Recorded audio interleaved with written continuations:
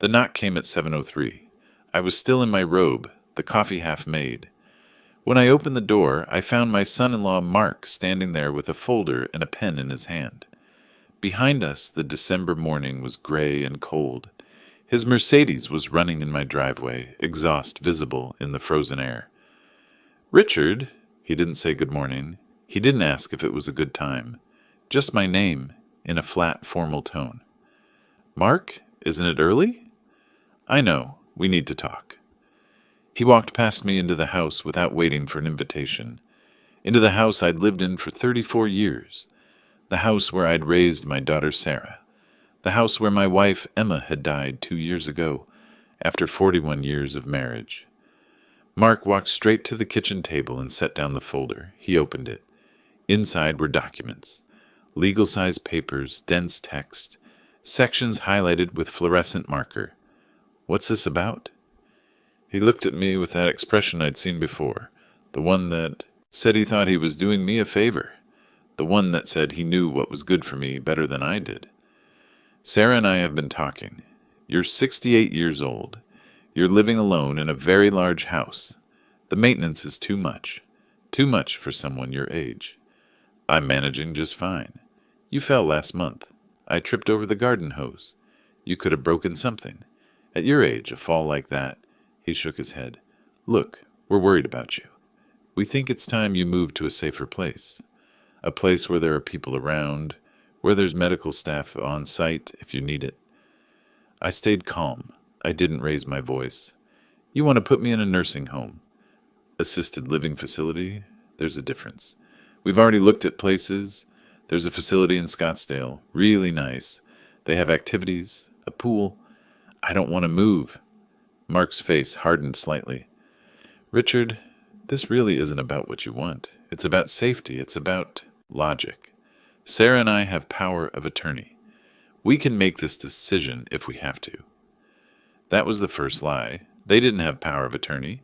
I'd never signed anything giving them that kind of authority. But I didn't correct him. Not yet. "What about the house?" I asked quietly. "We'll sell it. Use the money for the facility. You'll be taken care of. And the remaining money?" He hesitated just for a moment, but I saw it. "Sarah is your only child. When the time comes, the inheritance will go to her. But right now, the priority is keeping you safe and comfortable." I looked at the documents on the table. I hadn't touched them yet. "What do you want me to sign?" Mark relaxed slightly. He'd expected more resistance. "This puts the house into a joint trust. Sarah's name goes on the deed along with yours. Legally, it makes everything easier, a smoother transition when it comes to the sale." "And if I don't sign?" His face changed. The kind concern disappeared. Something colder replaced it. "Then we go to court. We present evidence that you can't manage your affairs. The fall last month, living alone at 68, the decline in your health after Emma died." He leaned forward. "Richard, we don't want to do this. It's expensive. It's public. It's embarrassing. But we will if we have to. Because you're worried about me." "Yes." Another lie. I could see it in his eyes. This wasn't about my safety. It was about my house. It was about the equity I'd built up over 30 years. It was about accessing assets they thought I was too old and alone to protect anymore. Have you ever been given an ultimatum by someone you thought was family? "How long do I have?" I asked. Mark looked at his watch. "I have a meeting at noon. If you sign now, I can file this today. If you don't," he let the sentence hang, "you have until noon. Sign this or we start the court process tomorrow. And Richard," he stood up, "if we go to court, you'll lose the house. Anyway, you'll also lose any say in where you go or how your assets are used. This way, at least you get to choose the facility. At least you have some control." He left the folder on the table, placed the pen next to it. "I'll be back at 11:45. Have it signed by then." He left. I heard his Mercedes drive away. I sat at the kitchen table for a long time, looking at the documents, the highlighted sections, the lines where my signature was supposed to go. The house was worth $850,000. I knew this because I'd had it appraised 6 months ago. I had another $1.1 million in retirement accounts, Social Security, pension, savings. On paper, I had about $2 million in assets. That's what Mark and Sarah knew about. What they didn't know was that I had $4.3 million. The commercial property downtown I'd bought in 1998. The vacation rental in Sedona I'd purchased in 2005. Investment accounts Emma and I had quietly built up over decades. And they didn't know about Patricia Walsh. Patricia had been Emma's estate attorney. She was still mine. 3 years ago, when Emma was dying of pancreatic cancer, she'd told me something. "Mark is pushing Sarah to ask us for money," she'd said. We were sitting in her hospital room.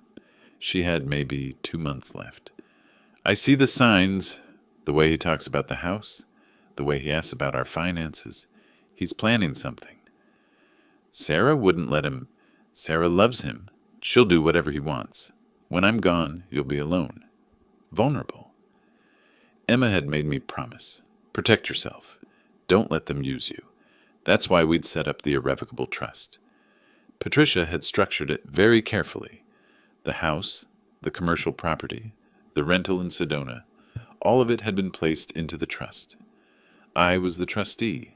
I could live in the house, manage the properties, use the income. But the assets themselves were protected, untouchable. If anyone tried to claim them, if anyone tried to have me declared incompetent, if anyone tried to force me into a facility against my will, the trust had conditions. If those conditions were violated, the trust would go to charities. Sarah would inherit nothing. Patricia had wanted one more thing: documentation. Record every conversation, every threat, every attempt at coercion. Build a legal record that would stand up in court, if necessary. I'd been recording since the moment Mark knocked on the door. My phone was in the pocket of my robe, voice recording open from beginning to end. At 8:15, I called Patricia. "Richard, I was expecting your call. He came this morning, 7 o'clock, said if I don't sign by noon, they're going to court." "Did you record it?" "Every word." "Good. What exactly did he threaten?" I told her. The power of attorney claim, the competency challenge, the ultimatum. Patricia was quiet for a moment. Then, "Richard, this is exactly what we prepared for.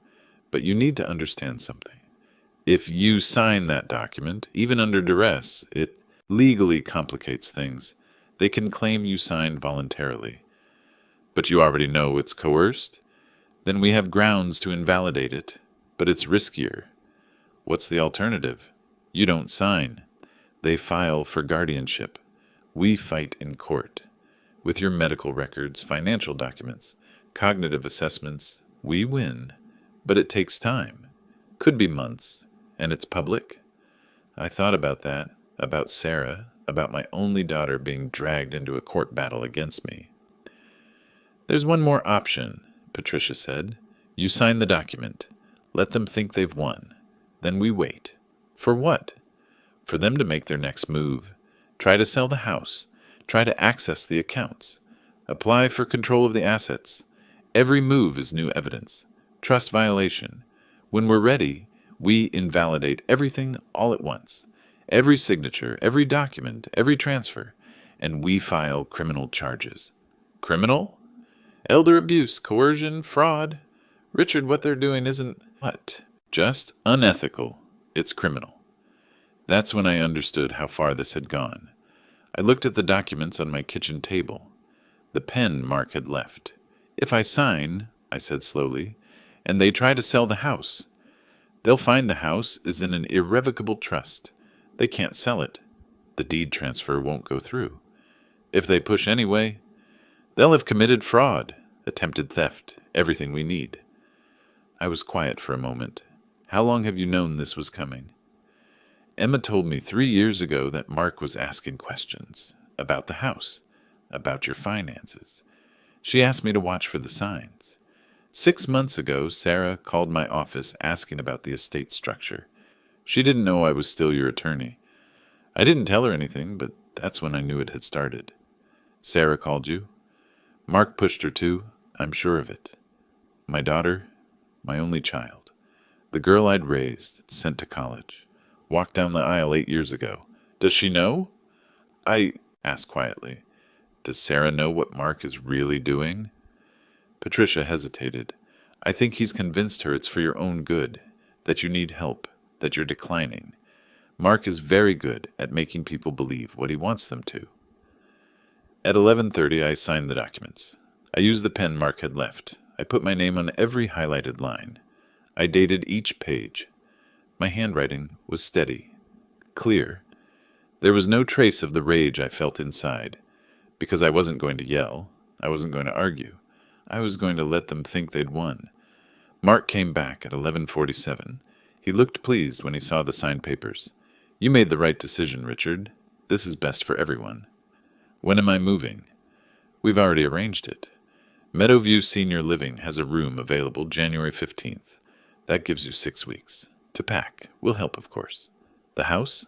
We'll list it in February. The market's better in spring. He gathered the documents, put them in the folder. He smiled. At me. Actually smiled. You'll see. This is going to be so much better for you. No maintenance worries. No loneliness. There will be people. Activities. It's really a wonderful place. Anyone who's been deceived by someone lying politely knows it's worse than open cruelty. After he left, I sat at the kitchen table and looked at my phone. The recording had captured everything. Every threat. Every coercive statement. Every lie. Patricia called at 1 p.m. Is it done? He took the documents. Says I'm moving to Meadowview on January 15th. The house goes on the market in February. That's what he said. Perfect. Now we wait.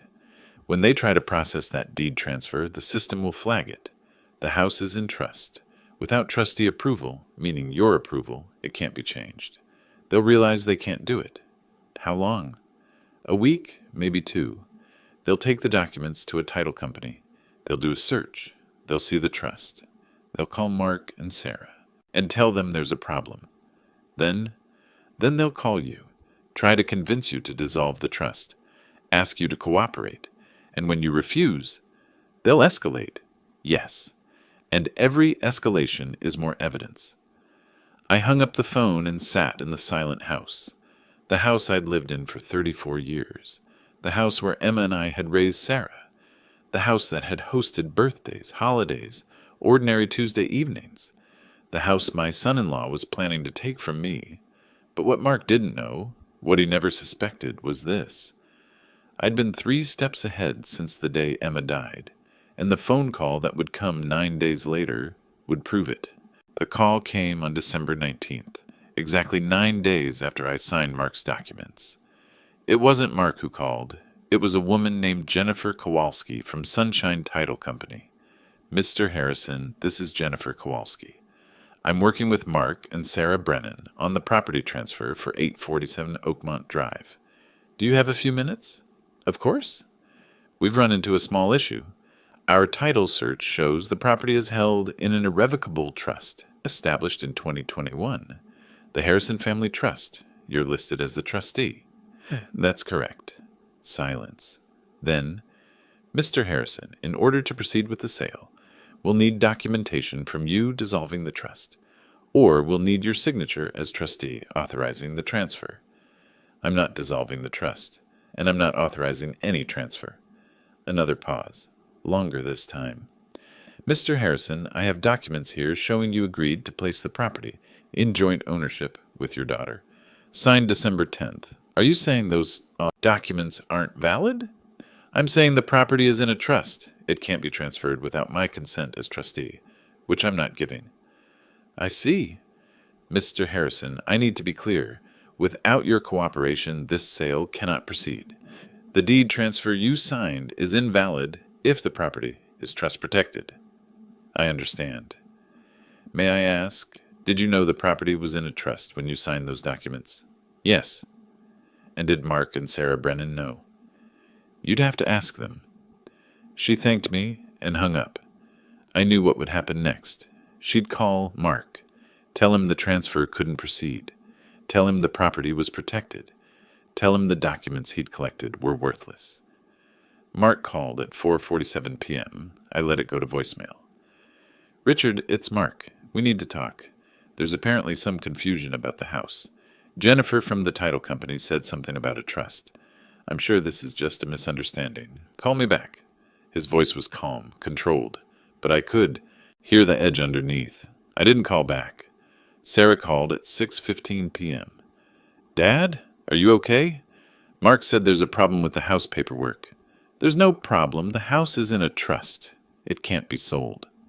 What trust? You never mentioned a trust.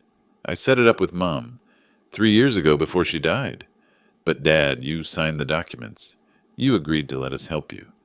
I signed under duress, Sarah. Mark gave me until noon to sign or face court. That's coercion. Silence. Then, Dad, that's not what happened. Mark was trying to help you. We're trying to help you. You're living alone. You fell last month. We're worried. I tripped over a garden hose. I'm fine.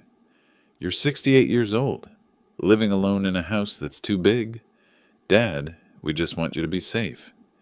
Sometimes the hardest thing is hearing your own child lie to you, even if she believes the lie herself. Sarah, I'm not selling the house. I'm not moving to Meadowview, and I'm not signing anything else. Dad, if Mark wants to take this to court, he can, but he'll lose. I hung up. Patricia called at 7 p.m. They reached out? Title company first, then Mark, then Sarah. And I told them the house is protected. I'm not cooperating. Good. Now they'll make a choice. Back off or escalate. My bet is escalate. She was right. The letter arrived on December 23rd. Certified mail from a law firm in Phoenix, Whitmore and Associates. Dear Mr. Harrison, we represent Mark and Sarah Brennan in a matter concerning your health, welfare, and estate. Our clients have expressed serious concerns about your ability to manage your affairs independently. Recent events, including your refusal to cooperate with reasonable arrangements for your care and housing, suggest possible cognitive decline. We are prepared to file for emergency guardianship on behalf of your daughter, Sarah Brennan. This petition will request that the court appoint Sarah as your legal guardian, with authority over your medical decisions, living arrangements, and financial assets. We believe this can be resolved without court involvement. If you are willing to meet with us, along with a neutral mediator, to discuss reasonable care arrangements, we are prepared to withdraw the guardianship petition. Please respond by December 30th. Sincerely, Thomas Whitmore, Esquire. I called Patricia immediately. They're filing for guardianship, emergency petition. They're bluffing. They don't have grounds. You're cognitively sound, financially stable, physically healthy. They'd need medical evidence, expert testimony. They have none of that. What if they get a judge who doesn't care? Richard, I've been practicing elder law for 30 years. Guardianship cases are hard to win when the person is clearly competent. We have Dr. Reeves' cognitive assessment from 3 months ago. We have your financial records showing careful management.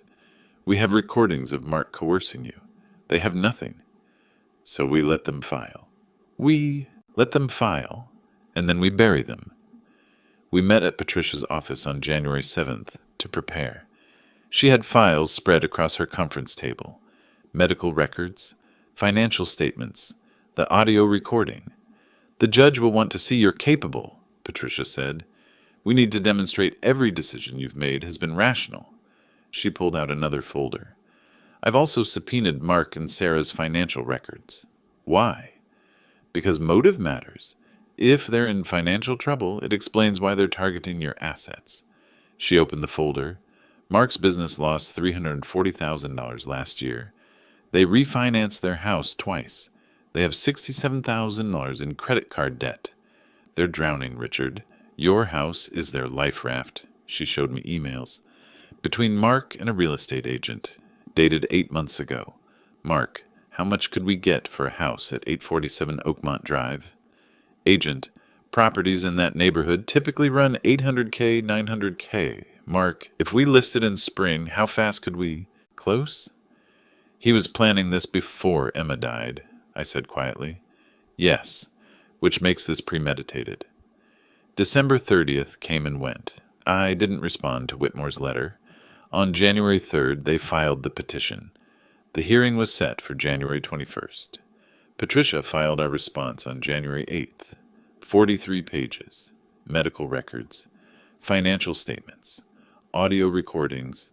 Character statements from 3 neighbors and my former business partner. And one more thing, a counter petition for a restraining order against Mark Brennan for elder financial abuse. The night before the hearing, I couldn't sleep. I kept thinking about Sarah, about the little girl who used to help me build birdhouses. The young woman I'd walked down the aisle 8 years ago. Somewhere between then and now, she'd become someone I didn't recognize.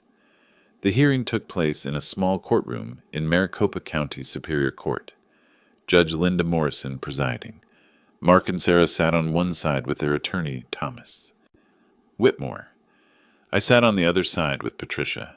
Sarah wouldn't look at me. Mark did, but his expression was flat. Whitmore went first. He painted a picture of a declining elderly man living alone, refusing help, falling, making poor decisions. Mr. Harrison's refusal to cooperate suggests impaired judgment, Whitmore said. Judge Morrison looked skeptical. Counselor, what medical evidence do you have? Whitmore hesitated. Your Honor, Mr. Harrison has refused evaluation, so you have no medical evidence? We have testimony from family members? Testimony from people who want control of his assets. What else? Whitmore fumbled. The fall last month? He tripped over a garden hose. Judge Morrison said, one stumble doesn't indicate incompetence. Patricia stood up. She played the audio recording. The courtroom went silent as Mark's voice filled the space. Sign this, Richard, or you're homeless by noon. If you don't sign, we go to court. We present evidence that you're not capable. You have until noon. Sign this, or we start court proceedings tomorrow. When it finished, Judge Morrison looked at Whitmore. Counselor, your clients threatened Mr. Harrison with homelessness unless he signed documents. That's coercion. Whitmore cleared his throat. Your Honor, my clients were ensuring Mr. Harrison's safety by threatening homelessness, by lying about having power of attorney. Patricia pulled out another document. Your Honor, Mr. Brennan told Mr. Harrison he had power of attorney. He doesn't. He never did. That's fraud. Judge Morrison turned to Mark. Mr. Brennan, did you tell your father-in-law you had power of attorney? Mark hesitated. I may have. It was a misunderstanding. You either said it, or you didn't. I said we could make decisions, if necessary, without legal authority. Judge Morrison looked at the petition. You're asking this court to give you authority after threatening him, coercing him, lying to him. Patricia called Dr. Andrew Reeves to testify. Mr. Harrison scored 29 out of 30 on cognitive assessment, well above any impairment threshold. His memory, attention, language, all normal. Physical health? Excellent. Blood pressure normal. No mobility issues. Healthier than most men his age. Whitmore tried to cross-examine.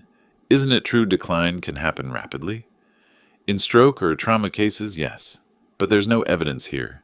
Mr. Harrison shows no signs of decline. Patricia presented the financial records. Bank statements showing careful management. Investment accounts showing growth. Bills paid on time. Your Honor, Mr. Harrison hasn't just maintained his affairs. He's managed them expertly. 3 years ago, he established an irrevocable trust to protect assets. That's not decline. That's foresight. She pulled out Mark's financial records. The business loss, the refinance mortgage, the debt. This case isn't about Mr. Harrison's competence. It's about Mr. Brennan's financial desperation. When Mr. Harrison refused to cooperate, Mr. Brennan used the courts to force access. Judge Morrison studied the documents, looked at Mark, looked at me. Mr. Harrison, do you want your daughter to have guardianship? I stood. No, Your Honor. I don't need a guardian. Do you want to maintain a relationship with your daughter? I hesitated. I want Sarah to make her own choices, without Mark telling her what to think. Judge Morrison closed the file. Petition denied. Mr. Harrison is clearly competent. He's managed his affairs carefully, including establishing protections 3 years ago. This shows foresight, not decline. She looked at Mark and Sarah. What you've attempted here is elder abuse. She turned to Patricia. Ms. Walsh, you filed a counter-petition? Yes, Your Honor. We request Mark Brennan be prohibited from contacting Mr. Harrison or accessing his property. Granted. Mr. Brennan, you're hereby restrained from contacting Richard Harrison, entering his property, or making claims against his assets. Violation results in contempt. She looked at Sarah. Ms. Brennan, this order doesn't apply to you. You're welcome to maintain a relationship with your father, but think carefully about whose interests you're serving. The hearing ended. Mark walked out without looking at me. Sarah stood, face pale, hands shaking. She opened her mouth, closed it, turned, followed Mark out. Patricia walked me to my car. They'll try one more thing. Ask you to forgive them. Drop the restraining order. And if I say no, then you never hear from them again. I drove home. That night, I sat in the living room where Emma and I had spent 41 years, where we'd celebrated holidays, where she'd told me about the cancer, where I'd held her hand in those last weeks. The house felt different, not empty, just quiet. 2 weeks later, a letter arrived, from Sarah. Dad, I don't know what to say. Mark told me you were declining, showed me things, the garden hose. Forgotten calls, repeated stories. I wanted to believe him, because believing meant I was helping you. But I see now I was helping Mark. I sat in that courtroom and heard the recording, heard him threatening you. I realized I'd heard him talk that way before, to contractors, employees, people who owed him money. I just never thought he'd use that voice with you. I don't know if you can forgive me, but I see it now. I see what happened, what I let happen. I'm filing for divorce. I can't be married to someone who would do this. I don't expect you to respond. I just wanted you to know. I'm sorry, Dad. Sarah. I read it 3 times. Called Patricia. Sarah wrote, she's divorcing Mark. Do you believe her? Maybe. Maybe she didn't see it until the judge said it out loud. Do you want to respond? Not yet. Maybe not ever. But I'll keep the letter. 6 months have passed. The restraining order stands. Mark moved to Colorado. Sarah lives in Tempe. She sends cards on my birthday. I keep them. I don't respond. The house is still mine. The trust intact. The $4.3 million protected. I'm still here, living the life I choose. Dr. Reeves and I have lunch monthly. Mrs. Chen waves from across the street. Bob Williams borrows tools. The Johnsons invite me to barbecues. My life didn't end when Emma died. It changed, but it didn't end. And it sure as hell didn't end when Mark knocked at 7 a.m. with a pen and a threat. Sometimes signing that paper is exactly what you need to do, to prove they were always planning to betray you. Emma would be proud.